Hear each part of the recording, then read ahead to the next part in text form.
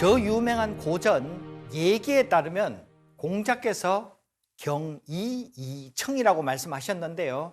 첫 번째 경자가 기울일 경자이고요. 맨 뒤에 글자가 들을 청자입니다. 우리가 흔히 말하는 경청인데요. 말뜻은 귀를 이렇게 기울여서 경사지게해서 듣는다라는 말뜻입니다. 상대방의 말에 고개를 그쪽으로 기울여서 열심히 듣는다는 것을 우리가 경청이라고 말합니다.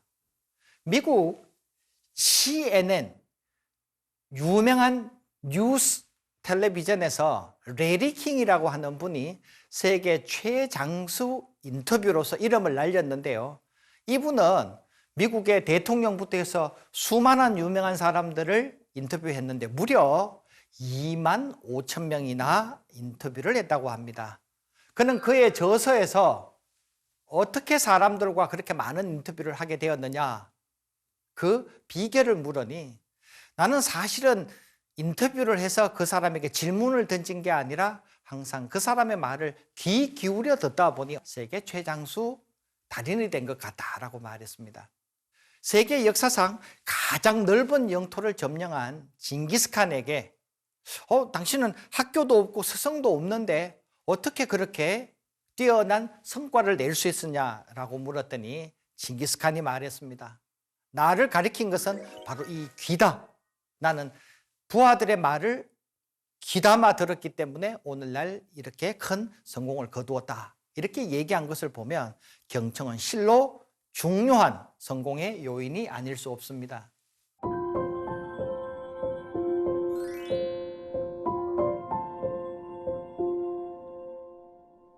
자, 산마틴의 사기 중에서 초입 부분에 있는 기원전 약 600년경의 제나라 군주 얘기를 하나 말씀드리겠습니다. 제나라 양공은 그의 여덟 아들이 있었는데요. 공자 규와 소백이 다음번 계위를 잇고자 서로 경쟁하고 있었습니다. 규에게는 관중이라고 하는 참모가 있었고요. 막내 소백에게는 포숙이라고 하는 현신이 그를 도왔는데요. 이 두 커플은 서로 앙숙이 되어 있었습니다. 왜냐하면 이겨야지 다음번 왕위를 잇게 되니까요. 관중은 어느 날 소백을 암살하고자 화살을 쏘았는데요. 명중하고 말았습니다. 그러나 뜻밖에도 소백은 자신의 몸에 파고들지 못한 화살을 만져보니 이 혁대에 화살이 박혀서 에이 죽은 척 해야 되겠다 하고 신용을 했다가 급히 수도로 돌아와서 그가 산마틴의 사기에 보면 나라의 지도자로 즉위하게 되어졌습니다. 자, 산마틴의 사기는 환공지립 심육살 관중이라고 말합니다. 환공이 즉위하고 나서 관중을 죽여야 되겠다라고 생각했다는 거죠.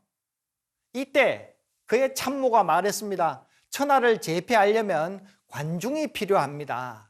나 포숙도 똑똑하지만은 당신이 우리나라뿐만 아니라 이웃 나라까지 점령하려면은 당신을 죽이려고 했던 바로 이 관중을 꼭 기용해야 됩니다. 환공청종지 이위대부, 환공이 그의 이야기, 즉 포숙의 이야기를 듣고 그를 대부로 삼았다.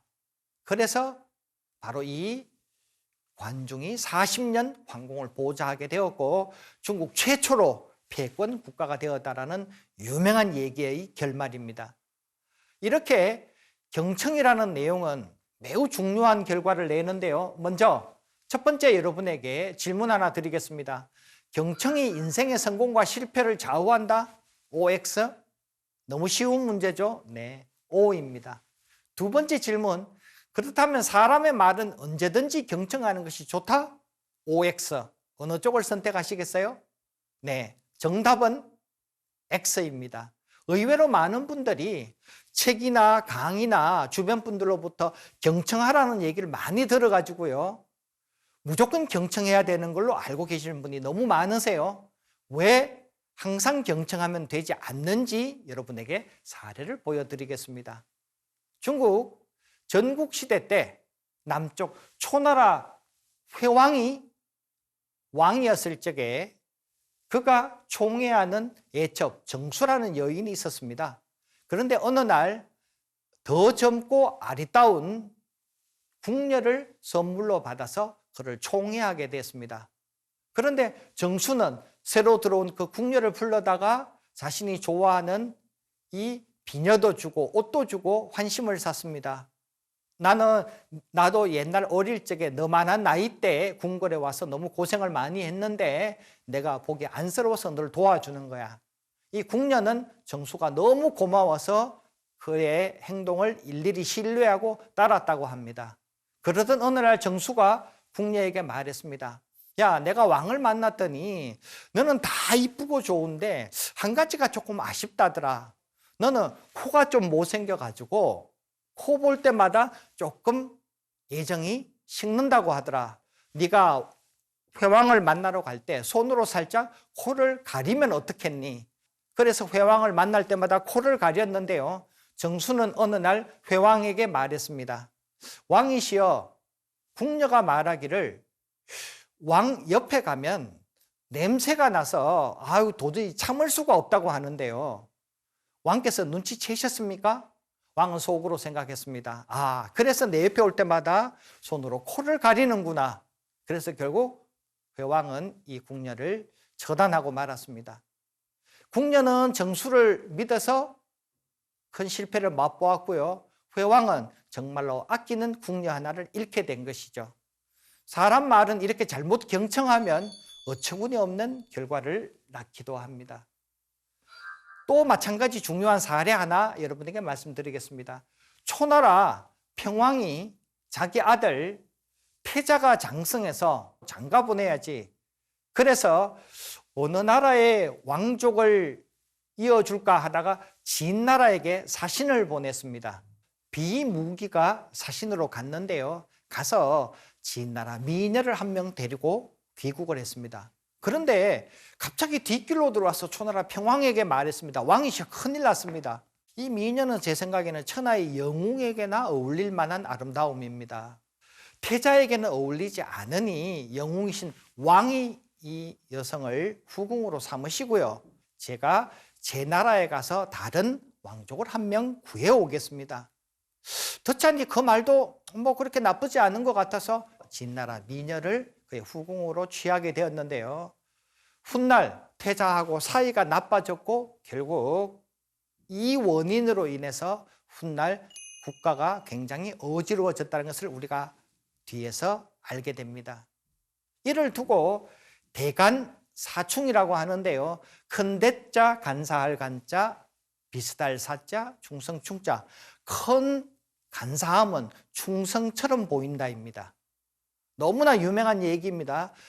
공자는 대인관계에서 다음과 같은 유명한 명언을 남겼습니다. 비례면 물시오, 비례면 물청이라. 해석하면 예의에 맞지 않으면 비례, 예의에 맞지 않으면 물시, 보지 말라. 물청, 듣지도 말라. 예의에 맞는 것만 보고 들으라 했습니다. 앞서 보셨던 것처럼 초나라 평왕은 자신의 태자의 며느리를 보려고 사신을 보냈다가 그의 속삭임에 빠져서 결국 패가 망신당하게 되는 거죠.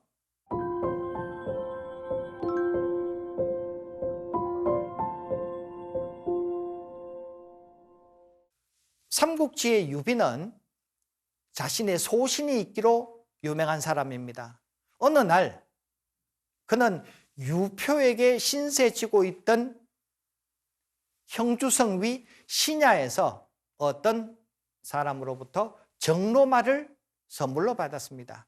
정로마는 눈 밑에 조그마한 점이 하나 있는데요.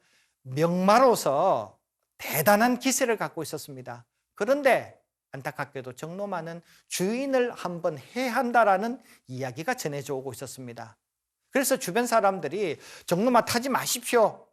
꼭 타고 싶다면 누구에게 선물했다가 그 사람이 낙상사로 죽고 나면 그때서 이 말을 다시 차지하십시오. 유비가 말했습니다. 야, 인자가 그렇게 해서 되느냐? 나는 내가 다치는 한이더라도 이 말을 누구에게 선물하지 않겠네. 그리고 그 정로마를 타고 다녔다고 합니다. 그런데 그가 양양성에서 유표의 그 주변 사람들에 의해서 죽임을 당할 만한 위기 상황을 맞았습니다. 그때 이 정노마가 유비를 태우고서 강물로 뛰어들어서 그의 목숨을 구해줬다고 합니다. 오히려 정노마가 주인을 해하기는커녕 유비를 살려줬다는 얘기죠. 만약에 주변 사람의 얘기를 듣고 위험한 말이구나 해서 멀리하고 다른 말을 아마 다썼다라면 이 위기에서 죽게 되었을지도 모릅니다.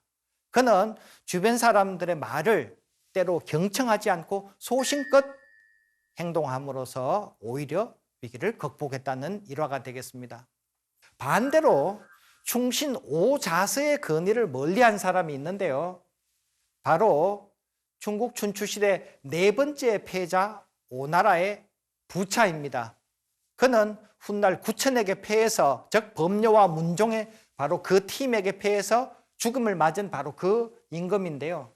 그는 사마천의 사기에 보면 석제이 선월, 이 부차가 중원의 모든 나라를 호령하고 싶어서 제 나라를 쳐들어가려고 합니다.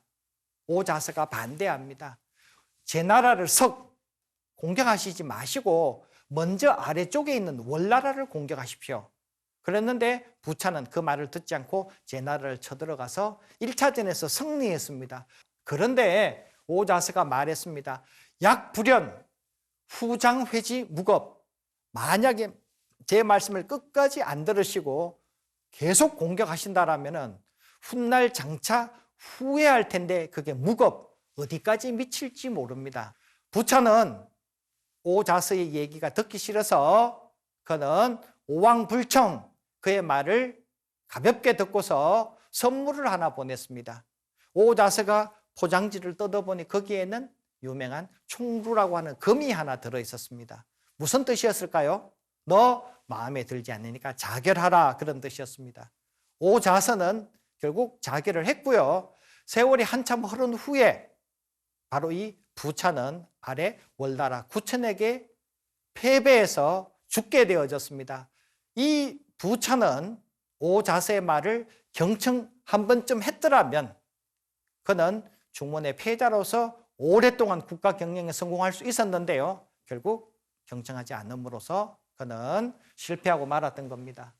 자, 역사 인물의 경청과 비청, 성공과 실패담을 한번 비교해 보겠습니다. 먼저 경청 사례에서 성공한 사람, 제나라 황공은 자신을 죽이려고 했던 바로 그 관중을 포숙의 건의를 듣고 기용을 해서 크게 성공했죠. 한나라 유방은 장량의 건의, 지금 저 호랑이 새끼를 죽여야 합니다 라고 해서 신사협정을 깨뜨리고 공격해서 항우를 결국 패배에 이끄는 첫 번째 단초를 만들었던 거죠. 실패담을 보겠습니다. 초나라 회왕은 후궁 정수의 얘기를 귀담아 듬으로써 결국 궁녀를 내치게 되어졌고요.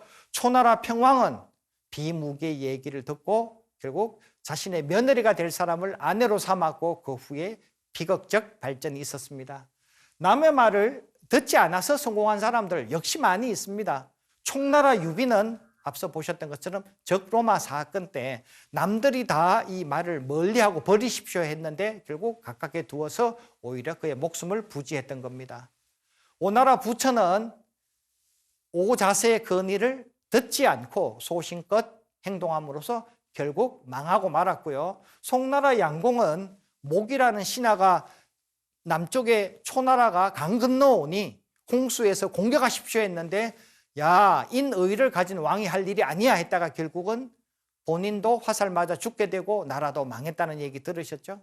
자, 이처럼 간단하게 말씀드렸습니다만은 경청은 성공을 낳기도 하고 실패를 낳기도 했습니다. 비청 또한 성공과 실패의 사례가 너무나 많이 있습니다. 자, 그러면은 교수님, 경청을 하란 말입니까? 비청하라는 말입니까? 자, 여러분들 고민이 되시겠죠? 정답은 엉뚱한 데 있습니다. 바로 허청입니다. 허는 마음을 비우고 듣는다는 뜻입니다. 경청은 한쪽으로 쏠려가서 듣는 겁니다. 비청은 듣지 않는 겁니다. 남의 말을 참 잘 듣는 사람, 우리가 귀가 얇다고 하죠. 이런 분들은 절대로 경청하면 안 됩니다. 있잖아, 주식 투자 이렇게 해서 100억이 되었어. 내가 비법을 알려줄게. 그 얘기 경청하면 어떻게 됩니까? 역시 패가망신합니다. 그렇게 크게 될 수 있으면 자기가 계속하지 왜 우리에게 좋은 정보 주겠습니까? 남의 얘기를 비청, 잘 듣지 않는 사람은 어떤 사람일까요? 귀가 얇은 사람이 경청이라면 거만하고 교만한 사람들이 보통 비청을 합니다. 왜? 자기 에고가 강하기 때문입니다. 이런 양자에게 경청과 비청을 잠시 내려놓고 허청, 마음을 비우고서 듣기를 원합니다. 너무 귀담아 듣지도 말고 너무 거절하지도 말고 허한 마음으로 남의 얘기를 가만히 들어보고 일리가 있으면은 오케이. 너무 이상한 얘기면은 노 이렇게 할 수 있는 게 남의 얘기를 듣는 지혜가 되겠습니다. 자, 오늘날 조직의 리더가 되시는 분들은 한번 생각해 보시기 바랍니다. 내게 충신인 사람이 간신인 경우가 너무나 많고 그가 양신일지라도 나한테 하는 그 건의가 항상 옳은 이야기는 아니므로 허청, 텅 빈 마음으로 그의 이야기를 듣는 것이 생활의 지혜가 아닐까 합니다.